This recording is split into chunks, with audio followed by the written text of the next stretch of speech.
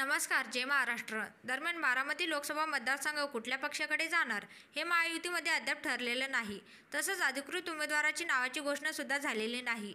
पण बारामतीमधून राष्ट्रवादी काँग्रेसचे प्रमुख अजित पवार यांची पत्नी सुनेत्रा पवार निवडणूक लढवणार हे जवळपास निश्चित आहे. दरम्यान शरद पवार गटाकडून त्यांच्या कन्या सुप्रिया सुळे निवडणूक रिंगणात असणार आहेत. यंदा प्रथमच पवार विरुद्ध पवार असा बारामतीमध्ये सामना रंगणार आहे.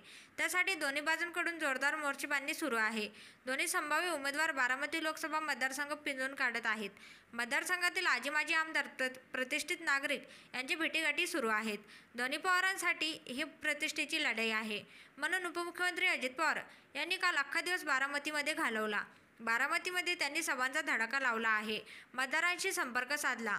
दरम्यान अजित पवार यांनी काल बारामतीमध्ये एका सभेला संबोधित करताना आपले काका शरद पवार यांना जिव्हारी लागणारा टोमणा मारला आहे. उतार वयातील लोकांनी आशीर्वाद देण्याचं काम करायचं असतं. काही चुकलं तर कान धरायचा असतो. फारच कंटाळा आला तर भजन करायचं असतं. सध्या खूप जणांना फोन येत आहेत. खूप जणांना बोलावलं जाते. भावनिक केलं जात आहे.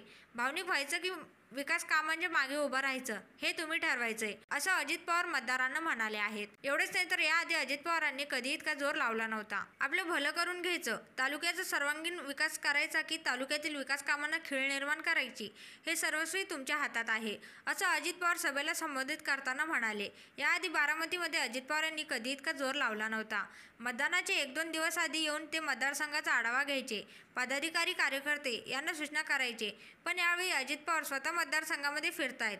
पुढच्या राजकीय वाटचालीसाठी सुनेत्रा पवार यांचा बारामतीमध्ये विजय अजित पवार यांच्यासाठी महत्त्वाचा आहे. कारण बारामती हा दोन्ही पवारांचा बालेकिल्ला आहे.